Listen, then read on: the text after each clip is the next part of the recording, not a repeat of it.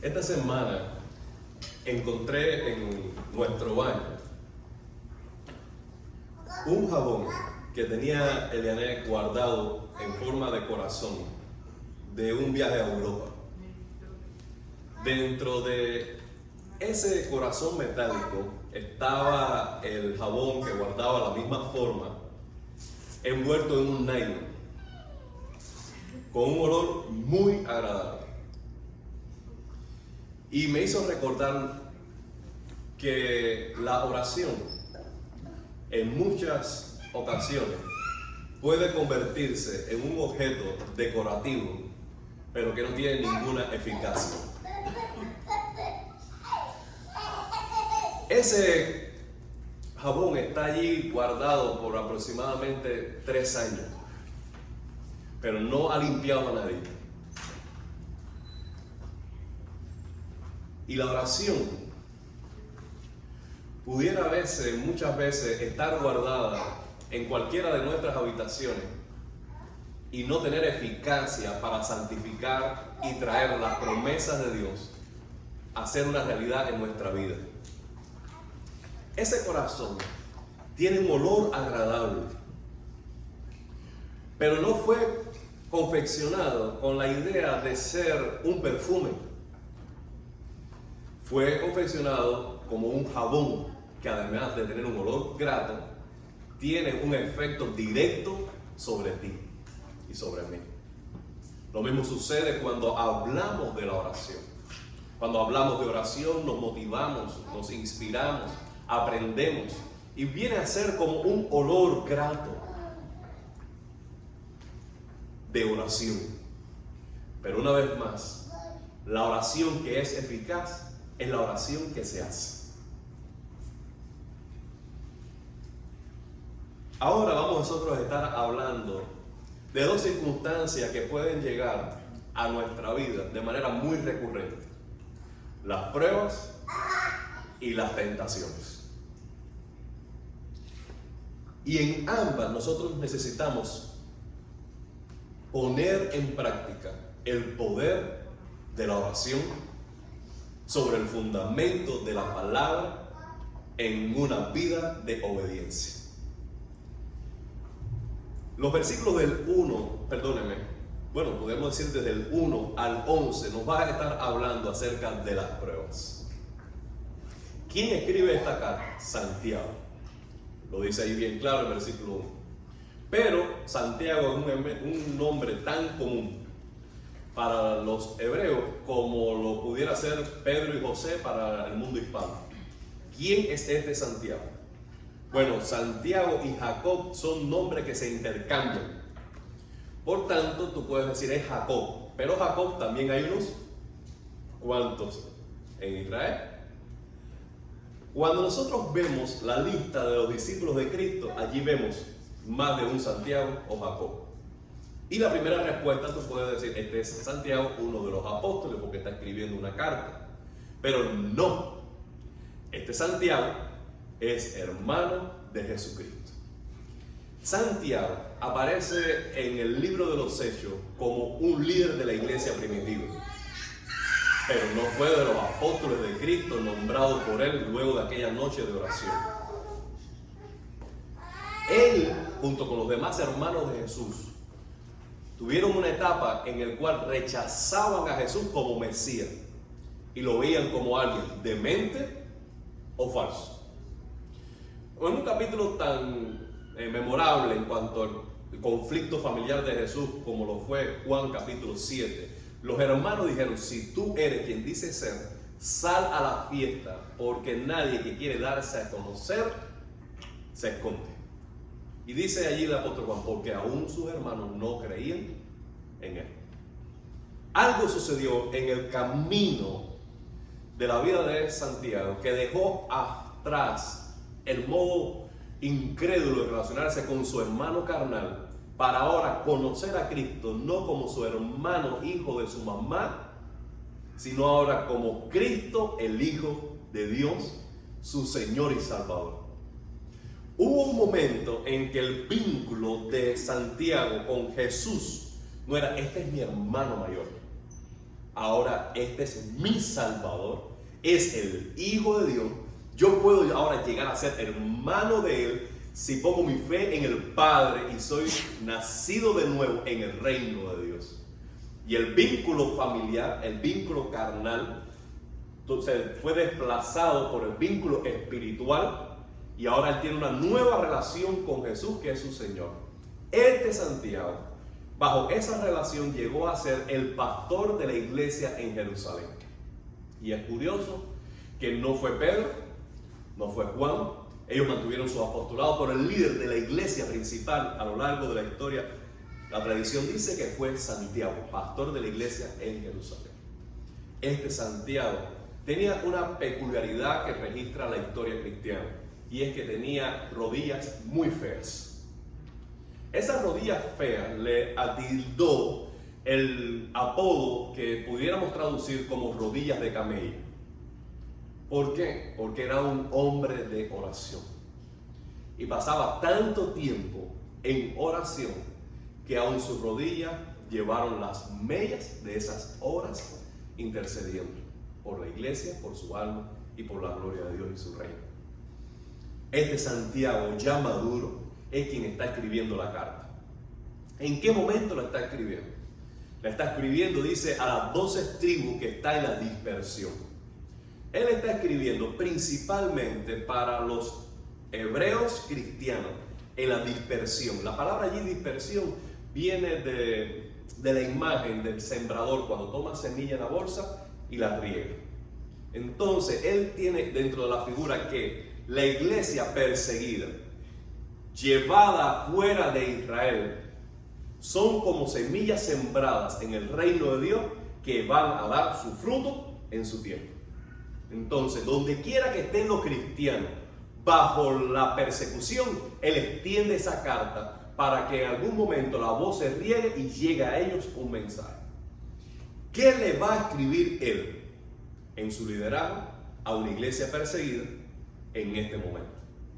Lo primero que él dice es esto: hermanos míos, tened por sumo gozo cuando os halléis en diversas pruebas. Amado hermano, cuando nosotros o cualquier persona es perseguida, en este caso por un motivo de conciencia, pero cualquier persona perseguida, muy pocas veces puede llevar lo necesario. Y aun cuando lleve lo necesario es para un tiempo limitado. Va a instalarse en una sociedad, en una cultura que allí quizás tenga el modo de ganar el sustento o quizás no lo tenga que vivir de una manera diferente a como vivía, una cultura diferente, un idioma diferente, en una casa que puedo estar seguro que no iba a tener las comodidades que tenía en su casa anterior, de tal manera que el simple hecho de moverse de Jerusalén con la calidez de la iglesia, la costumbre, la cultura, todo aquello que te atesora cualquier persona en su corazón, lo deja atrás y para ir a otro contexto, a vivir bajo presión su fe. Y Santiago dice: ustedes están en pruebas, pero en las pruebas deben tener gozo. Ahora, una vez más debemos recordar que la palabra prueba y tentación son exactamente lo mismo. Lo que nos ayudan en el español, en este caso, diferenciar las pruebas y tentación para decir: las pruebas son bajo la soberanía de Dios, enviadas para cultivar nuestro carácter mientras glorificamos a Dios en una vida de fe y obediencia. Y las tentaciones no vienen de Dios, lo veremos más adelante.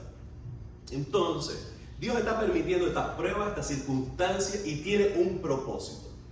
Ese propósito es el que deben tener ellos en mente para alcanzar gozo a pesar de las circunstancias difíciles. Y déjame decirles esto de antemano ya para aplicar a nuestra vida. La única forma en que un cristiano bajo circunstancias adversas que llamamos pruebas puede tener gozo es que abrace el propósito de Dios para esas circunstancias. De tal manera que la única forma de alcanzar gozo, contentamiento, es que tu mente es renovada y tú quieres para tu vida no lo que demanda tu carne, el confort, sino que tú tienes hambre y deseo de lo que Dios quiere para tu vida. Ya tus valores no están en tener tu sueño americano realizado, sino en tener el sueño de Dios realizado en tu vida.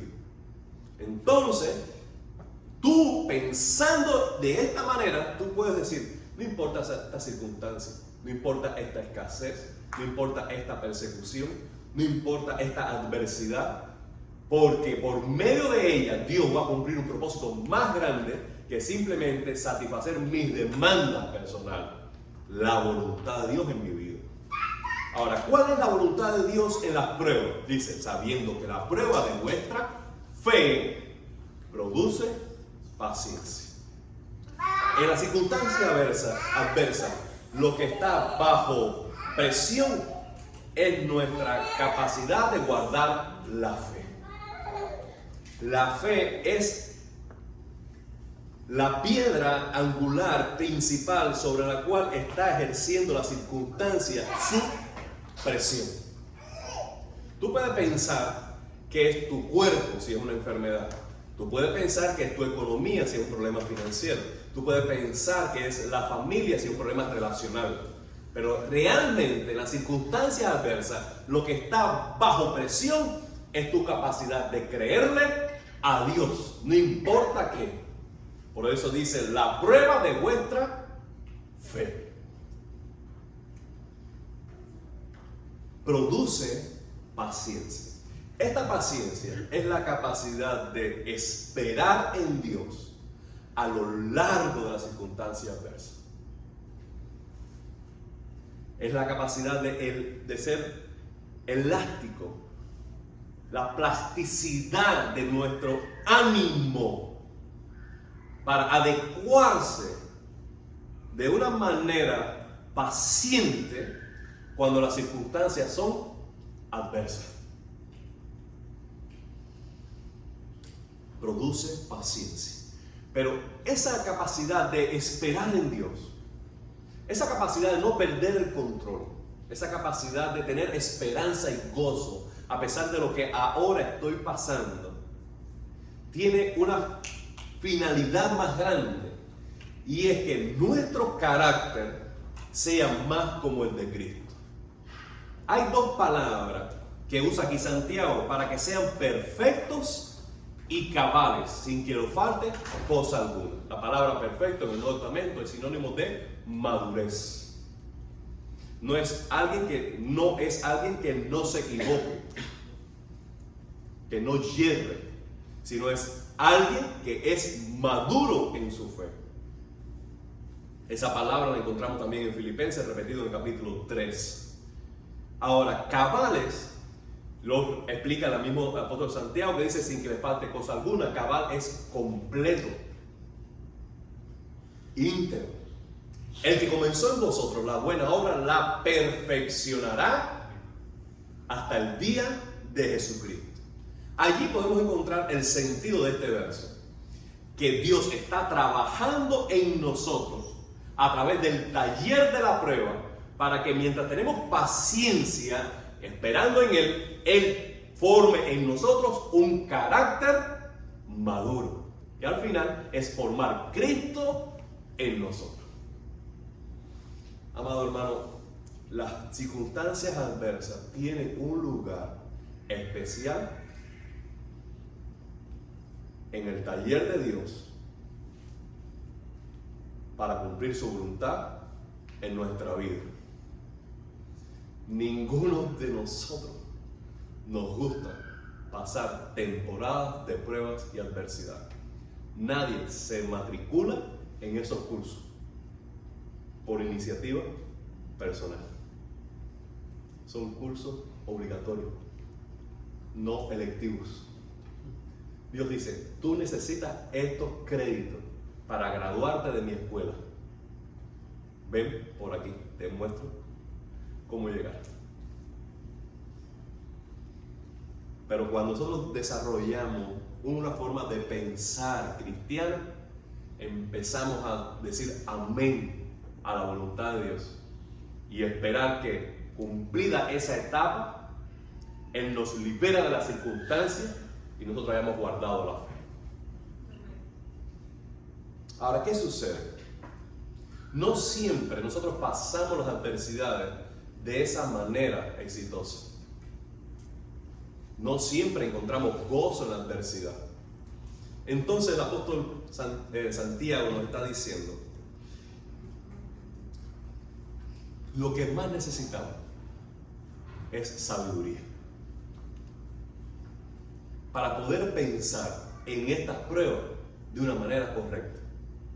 Esa sabiduría es una sabiduría que es espiritual. Vamos a buscar el capítulo 4, que en otro momento, el capítulo 3, donde Santiago describe lo que es la sabiduría espiritual. ¿Quién es sabio y entendido entre ustedes? Muestre por la buena conducta sus obras en sabia mansedumbre. Santiago está dejando allí bien claro, desde el principio, que la sabiduría cristiana tiene que ver más con práctica cristiana que con intelectualismo cristiano. ¿Alguien es entendido entre ustedes? ¿Alguien es sabio entre ustedes? Bueno, que muestre esa sabiduría en una conducta sabia. ¿Cómo es eso? ¿Cómo se ve? Bueno, aquel que no tiene celo amargo, que no tiene peleas en su corazón, aquel que no es orgulloso, que no es mentiroso. Ese tiene sabiduría que viene de lo alto, que no es terrenal, no es animal, no es diabólica. Pero el que tiene celo, contención, ese mismo está en un estado de perturbación. No estoy leyendo la Biblia, sino estoy parafraseando el sentido. Perturbación, y está dispuesto a hacer toda obra perversa. Santiago está poniendo en contraste lo que el mundo, según sus estándares, llama como alguien sabio, y Dios en su reino llama a alguien sabio. El mundo da rienda suelta a los celos, a la amargura, al orgullo, a la mentira, por tanto está dispuesto para toda obra mala. Y si el corazón está lleno de todo eso, el fruto que va a ser contención, perturbación. Pero no, dice el versículo 17, la sabiduría que es de lo alto es primeramente pura, de tal manera que quien es sabio teme a Dios y obedece sus mandamientos, es santo, es pacífica, de tal manera que tiene relaciones sanas en la casa, en la iglesia, socialmente, es amable, es gentil en su trato, es benigna, procura el bien de la otra persona, sirve a los intereses del otro, llena de misericordia, es decir, que tiene compasión y llena de buenos frutos. No tiene ninguna incertidumbre ni hipocresía. Santiago, regresando al capítulo 1, dice: esta es la sabiduría que nosotros necesitamos para en momentos adversos salir aprobados. Sabiduría que viene de Dios. Ahora, Santiago dice: ¿reconoces que no tienes esa clase de sabiduría? Reconoce que cuando viene la prueba no tienes la paciencia, no tienes el contentamiento, no estás dejando que Cristo sea visto en ti, en estas circunstancias. Reconoce que faltas a esto. Bueno, vamos juntos a pedir a Dios sabiduría. Y aquí viene una vez más la oración como respuesta a una limitante humana y como esperanza de los recursos divinos. Ahora, Santiago dice: pero si vamos a pedir sabiduría, debemos pedirla con fe. ¿Qué quiere decir fe en este contexto del cual estamos hablando? De que tú vas a pedir a Dios sabiduría y tú vas a creerle a Dios que cuando en la próxima circunstancia tu prueba está poniéndose bajo presión, tú vas a responder de una manera cristiana. esto pone el ánimo, la voluntad del creyente en la transformación y en el progreso cristiano. Porque si tú dices, ¿sabes qué? Bajo estas circunstancias yo voy a actuar así. Y lo que hice y lo que dije y las decisiones que tomé estuvieron bien hechas. Si en ti no hay el deseo de cambio, de progresar, de crecer, por tal, no vas a tener fe en que Dios puede darte una mente nueva para que bajo la prueba tú puedas reaccionar diferente. Dice Santiago, pida a Dios con fe. Pida a Dios con fe. Si tú no tienes fe de que Dios te va a dar la sabiduría, tu ánimo va a estar fluctuando según las circunstancias. Santiago está diciendo, tú vas a estar a merced de cómo te sientas según las circunstancias de tu vida. Y las emociones, tu estado de ánimo no pueden tener el timón de tu vida, sino Dios. Amén. La forma de que esto se haga una realidad en ti es que tú tengas una fe firme para pedir a Dios sabiduría en las circunstancias en que está bajo prueba.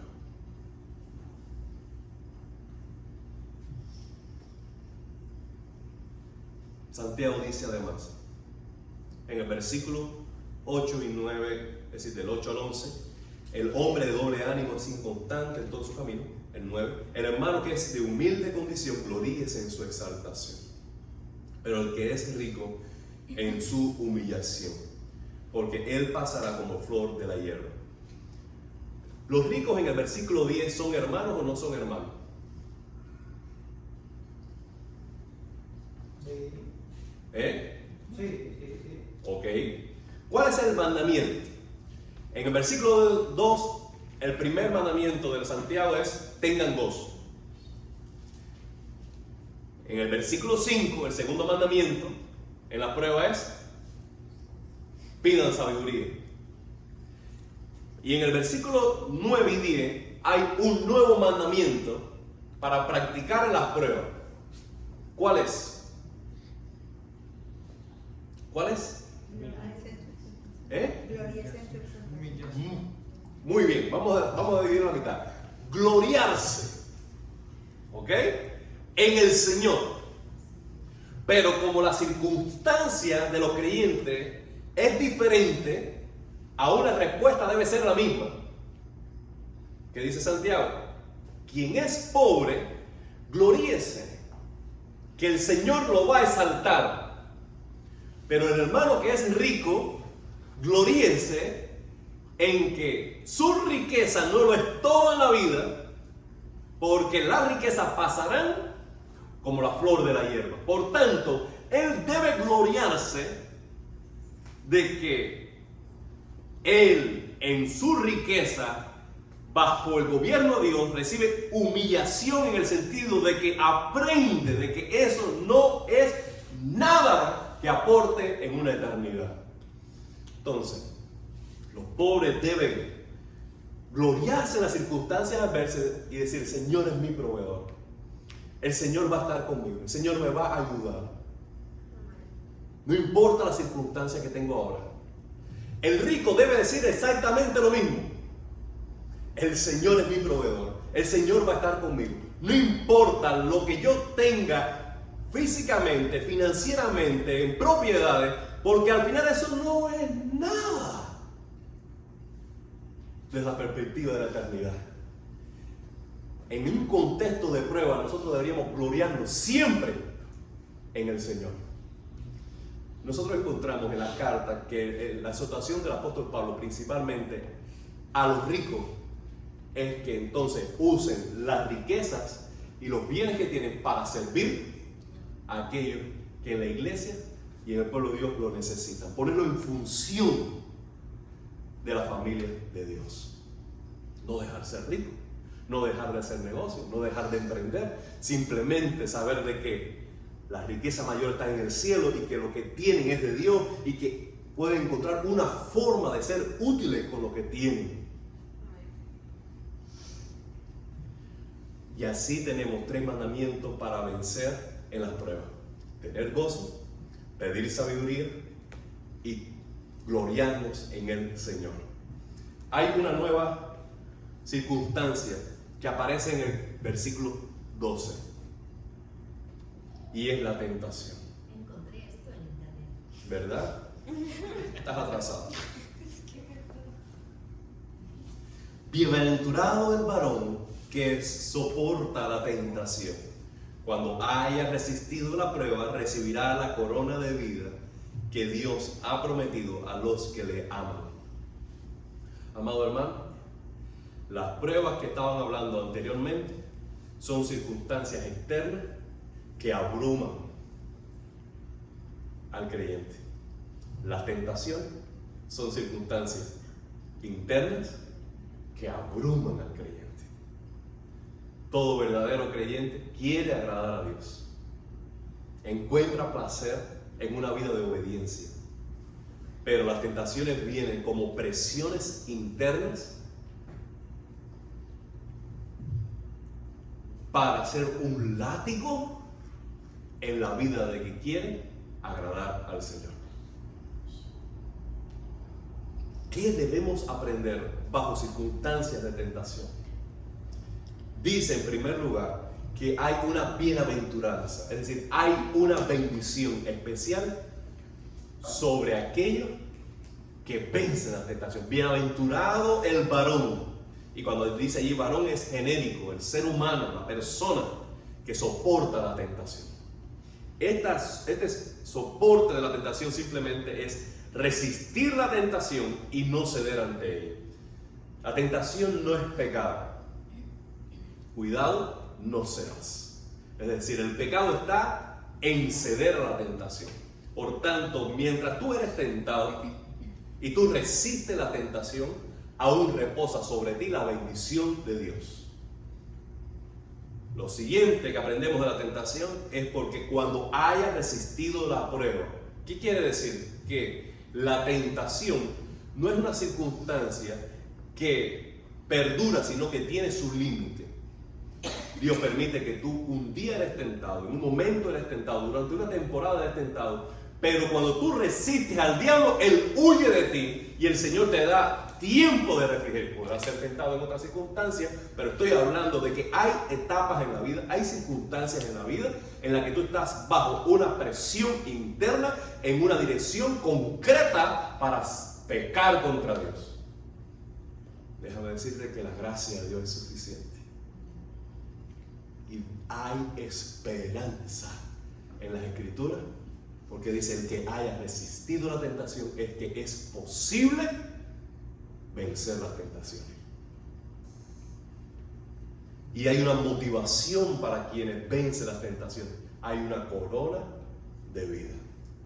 Amado hermano, la única forma de ser cristiano, de vivir la vida cristiana, es batallando con el pecado, haciendo frente al pecado, no dándole autoridad sobre ti, no simplemente permitiendo que viva en ti como un huésped en una habitación, sino presentando batalla contra el pecado, encarando el pecado, resistiendo el pecado. Si tú estás así en relación con el pecado, déjame decirle, el Señor tiene esta promesa. Hay un gozo indescriptible para aquellos que guardan la fe y no ceden a las tentaciones. Hay una corona de vida que espera a todos aquellos que quieren vivir agradando a Dios. Aquí Santiago nos va a presentar dos figuras. ¿Tienen un tiempecito todavía para mostrarle? La primera es un gancho, un anzuelo. Dice: si alguno es tentado, no diga que es tentado de parte de Dios, porque Dios no puede ser tentado por el mal, ni Él tienta a nadie. Un paréntesis: Dios no es la causa del mal. Como algunos han dicho, el mal existe por una ausencia de Dios.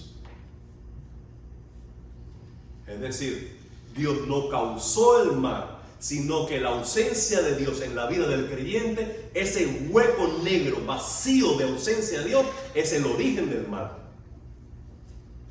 Por tanto, Él no tienta a nadie, Él mismo no puede ser tentado por nadie, de manera que no es origen. Dios no es el origen del mal, no es el responsable del pecado, no es el responsable de nuestros pecados, de ninguna manera. Cierro paréntesis, versículo 14, sino que cada uno es tentado cuando de su propia concupiscencia es atraído y seducido. ¿De dónde viene esta figura? Atraído y seducido. Es como, recuerden que Santiago está en medio de una cultura de pescadores. Atraído y seducido como una carnada. Cuando tú ves una carnada, tú eres atraído y dentro de la carnada está el anzuelo. Mientras tú eres atraído, todavía estás vivo. Pero cuando tú muerdes la carnada, te das cuenta que ese pez tiene dentro un anzuelo y eres atrapado y puesto fuera en beber. La siguiente figura es un poquito más grotesca, pero creo que está motivada por la fealdad del pecado. Y es la siguiente. Entonces la concupiscencia, que es el deseo desordenado, después de que ha concebido, da a luz el pecado. Y el pecado, siendo consumado, da a luz la muerte. Vamos a pensar en lo siguiente. Primero viene el deseo de, después la decisión de, y después la acción de. Eres atraído, decides, lo haces. El deseo es desordenado porque el deseo tuyo debe ser ordenado por la ley de Dios. Al abandonar la ley de Dios, está fuera de orden desear algo que Dios no quiere para tu vida. Pero cuando tú te mueves en tu corazón, aún no has pecado, pero ya el pecado fue engendrado. Lo que falta es la ocasión para hacerlo. ¿Qué cosa es ser engendrado hoy? Dime, Fabio, ¿qué cosa es ser engendrado? ¿Cuál es la figura que está diciendo Santiago?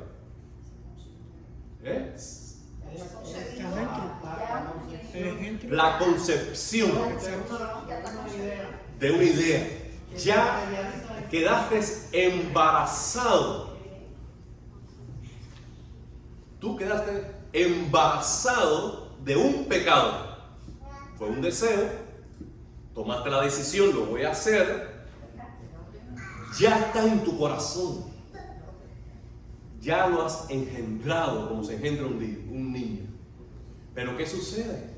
Que el pecado, cuando es engendrado, lo que se da a luz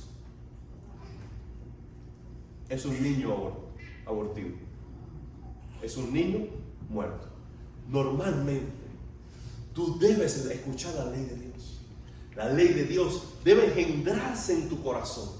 Y la ley de Dios engendrada en tu corazón debe concebir y debe dar a luz una nueva vida. Pero el proceso del pecado es completamente diferente. Tú abandonas la ley de Dios, tienes deseos que Dios no quiere.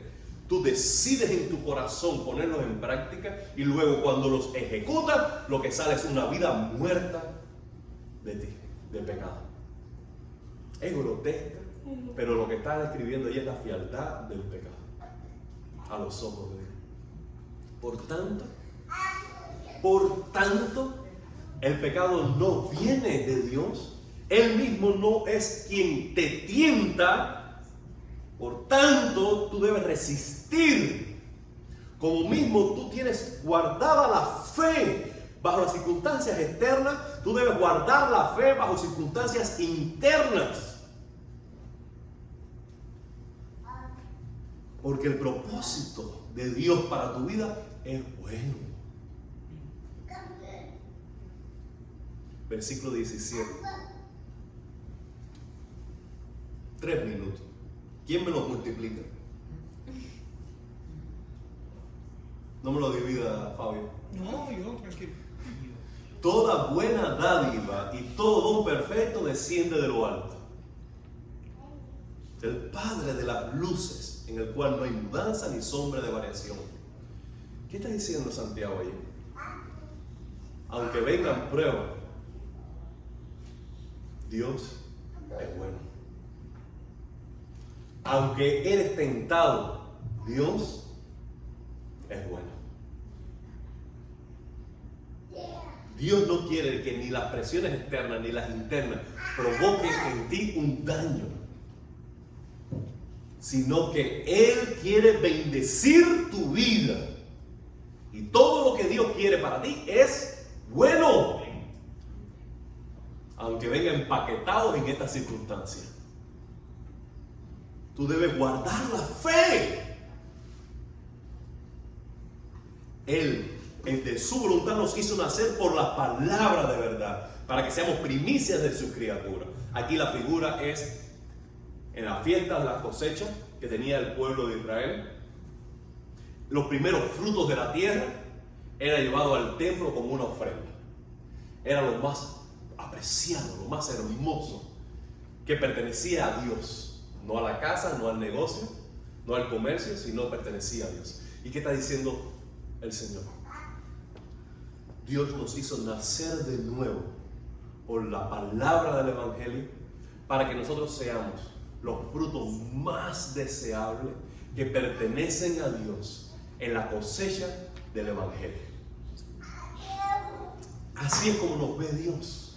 Por tanto, la palabra que nos hace preciosos para Dios es la palabra que debemos guardar por la fe en las pruebas, y es la palabra que debemos guardar por la fe en las tentaciones. La gran diferencia en las pruebas y en las tentaciones no va a ser entonces que nosotros conozcamos las palabras, sino que guardemos fe en la palabra, y no una fe muerta, sino una fe que se pone en práctica. Que cuando venga la prueba dura, tú guardas la palabra de Dios y caminas en obediencia. Que cuando venga la tentación, tú guardas la palabra y caminas en obediencia.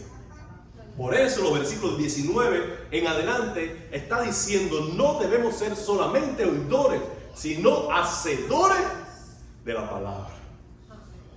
Eso va a ser la diferencia.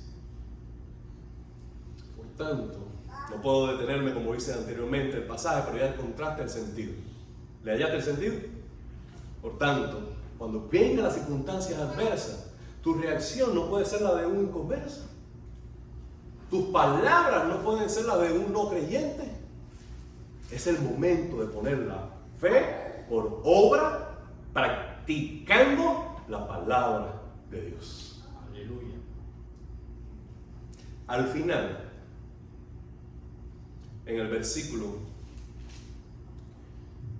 26 y 27, hay un llamado al servicio en las circunstancias difíciles.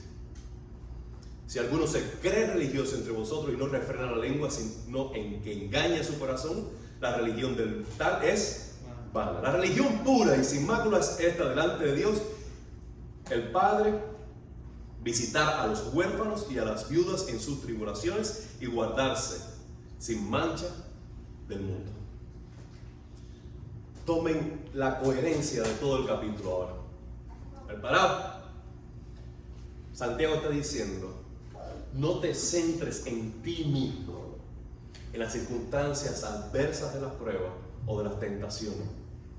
Siempre hay un llamado al servicio que está delante de nosotros, que debemos nosotros descentralizar nuestra atención de lo que estoy sufriendo, de lo que estoy pasando, prueba o tentación, y mirar hacia afuera, porque hay otros que me necesitan. Y hay una actitud muy liberadora Cuando en las pruebas tú no estás centrado en ti, sino diciendo, hay alguien más a quien yo puedo servir. Que en las tentaciones tú no estás solamente hundiéndote en tus luchas, sino que estás mirando a otro, a quién bendecir, a quién sustentar, por quién orar. ¿Quién puede estar en una circunstancia parecida a la mía, bajo tentación, y yo puedo bendecir? Esto, amado hermano, te coloca a ti en una posición diferente de servicio a los demás, pero de fortaleza en tu propia circunstancia. Porque cuando tú tienes cuidado de otros, Dios tiene cuidado de ti. Amén. Y vean la coherencia del capítulo en esta última frase. ¿Qué debemos hacer? Cuidar de las viudas. Esas viudas y esos huérfanos están en pruebas. ¿Cuál es la última frase? Guardarse sin mancha del mundo. ¿De qué está hablando allí? De tentación. Entonces, ¿cómo vamos a evidenciar ante el mundo que somos creyentes? Si nosotros cuidamos de otros en pruebas, nosotros mismos guardamos la fe en las pruebas. Si nosotros cuidamos a otros en sus tentaciones y luchas espirituales, y nosotros mismos nos guardamos sin mancha del mundo. Yo creo que este es un capítulo precioso, como toda la carta de Santiago, que nos hace meditar mucho en este tiempo. ¿No les parece? Este es el llamado de Dios. Vence las pruebas. ¿Cómo? Teniendo gozo, con una mente renovada, pidiendo a Dios sabiduría, gloriándote en el Señor Jesucristo, porque Él está cumpliendo su propósito en tu vida. Vence las tentaciones. ¿Cómo? Recordando de que hay una bendición, una corona para el que guarda la fe. Recordando que las tentaciones y las pruebas y las luchas no son para siempre, sino que después de ese tiempo de resistir al diablo, Él va a huir. ¿Y con qué herramientas debemos vencer las pruebas y las tentaciones? Con fe en la palabra. Pero que esa fe, cuando es auténtica, no solamente es una creencia, sino que se pone en práctica. El último llamado que acabo de decir es este. En las circunstancias adversas, externas o internas, piensa en cómo puedes servir a otro, en lugar de estar ahogándote en tus propios problemas y tentaciones. Cuida de otros, fortalece a otros, y el Señor lo va a hacer contigo. Aleluya. Vamos a orar. Padre, te doy gracias por esta noche, gracias por tu palabra, gracias porque tú tienes misericordia de mí, Señor, tu siervo, para poder hablar la palabra tuya. Pedimos, Señor, que tu Espíritu encarne esa palabra en nuestros corazones y se haga viva, eficaz, transformadora en nuestro diario vivir. En el nombre de Jesús. Amén. Amén. Les amo en el amor de Dios. Y mi oración es que la paz de Dios guarde sus pensamientos y sus corazones al salir de su casa.